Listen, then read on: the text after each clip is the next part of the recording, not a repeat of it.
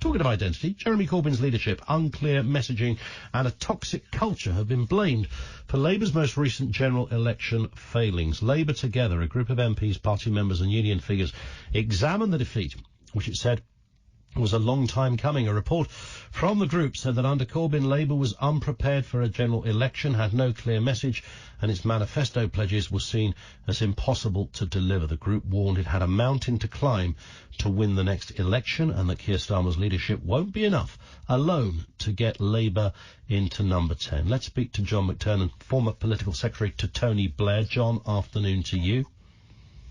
Afternoon. And they often say that, oppositions don't win elections, governments lose them. So is that what Labour have got to hope for in the next 4 years?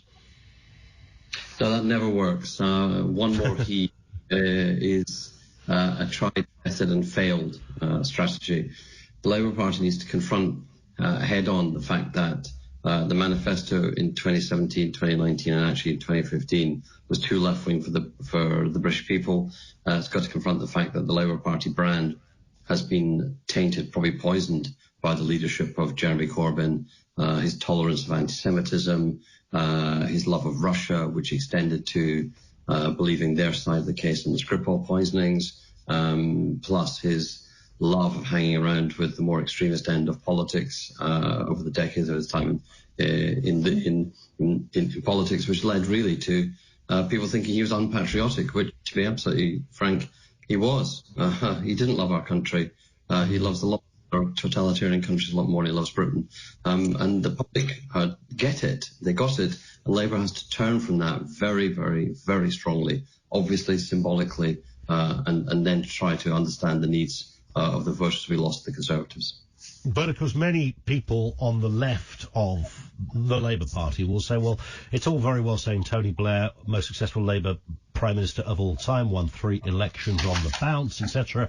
However, it wasn't true Labour. So if it's not true Labour, there's little or no point. Whereas Corbyn was true to the old values of Labour. It might have been out of date to your kind of Labour thinking, John, but he represented something that was different to the Conservatives, whereas Blairism is frighteningly similar to the Conservatives, as that group of people would see it.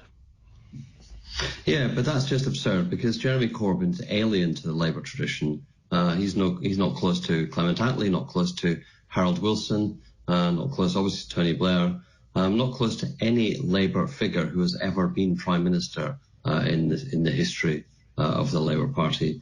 And that's the problem. There's a fantasy Labour Party, which is far to the left of the Labour Party, as it has been when it's won elections, far to the left of where the public are, and it's the public wrong in the eyes of those supporters of Jeremy Corbyn, not the party. And the thing is, the rule 1 of politics is that the voters are never wrong, and rule 2 is when the voters are wrong, please refer to rule 1. Yeah, and Keir Starmer will be pondering all of those sort of elements and snippets and nuggets of advice. Is he the man to turn it around, John? Look, I think so. I think he brings moderate politics, competence, and actually more than competence, an ability to unsettle Boris Johnson, who is a very strong political character, a very strong campaigner, but he's been forced repeatedly over the past few weeks to not just U-turn on policies as he did on free school meals over the summer, but he defends them and defends them and defends them for days and then U-turns. So it's a kind of strange stubbornness exposed as well as weakness.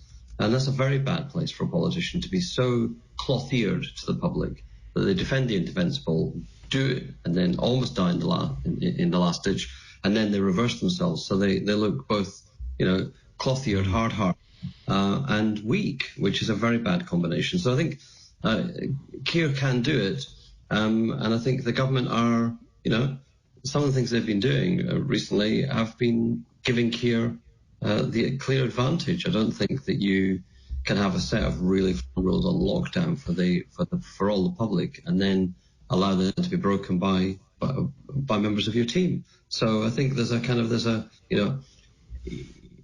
being on your side is a huge brand advantage in politics. Being out of touch is a huge demerit. Corbyn was out of touch. Labour were out of touch. The Tories in December were clearly on the side of working class voters. It's not clear anymore that that's what voters think. That advantage the Tories had in December has gone. Now, what it makes is it doesn't make it possible for Labour to win. It makes it easier by removing one of the major hurdles. Now Labour's got to earn the trust of the voters, and it's got, 4 years. Does Keir Starmer need a sort of clause 4 moment to make that happen? Everybody needs a clause 4 moment. We'd be a very different country if David Cameron had actually had a clause 4 moment. His clause, if he'd taken on the Brexiteers in his own party, taken them head on, and argued them out of the party in the way that Blair forced the far left out of the party, we wouldn't have had a Brexit referendum. Instead, what David Cameron did was he pandered to the extremist party, and we are where we are in British politics. Keir Starmer... Well, that's democracy, though, John, isn't it? Because, 17 million people... It's not democracy. It was the extreme margins of his party that forced him to do that. If he'd taken them on and expelled them, we wouldn't have ever had a referendum. But the point is, Keir Starmer cannot afford to pander. He cannot afford to pander. We see it even in the weakness that the Prime Minister exposed at PMQs this week. Rebecca Long-Bailey takes her line on return to schools directly from the National Education Union, and Keir meekly goes along with that. He should have relegated Rebecca Long-Bailey to the backbenches as soon as he beat her in the leadership election. She had her go. If she can't be leader, she should be put on the backbench, and we shouldn't be taking our advice solely from the trade unions on what we should be doing to make schools safe.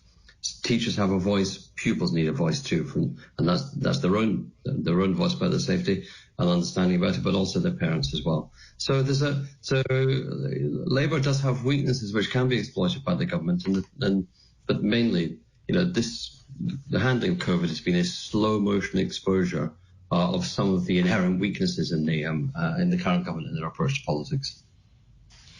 John, thank you. John McTernan, former political secretary to Tony Blair. It's a very pessimistic outlook of where he sees the current Labour Party.